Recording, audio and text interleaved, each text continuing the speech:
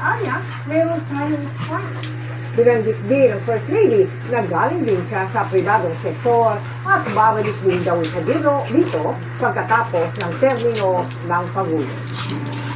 Knockout ulit, Blue. Hindi takot Lagi kundi naman matinding knockout. perwisyo sa mga motorista ang dulot umano ng isang grupo sa Cebu na nagpapaprank para may content online. Nakatutok si Mark Salazar.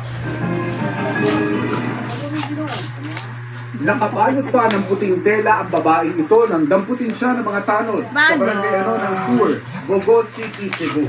Pinagpanggap siyang white lady ng isang grupo at may pakandila epektang itinilig sa kalsada. Prank na hindi raw ikinatuwa ng mga motoristang nagsumbong sa barangay. Doon po kasi nilagay yung kadina sa daan, madilim po, tapos baka po may dumaan na mga motorista at baka maksidente or matagasaan po sila. Di lang daw yan takaw disgrasya, posible pa raw maging mitya ng krimen. Baka merong may dalang baril at baka mabaril sila or salitaan sila. Base sa investigasyon, may kasamang 4 na lalaki ang nagkunwaring white lady.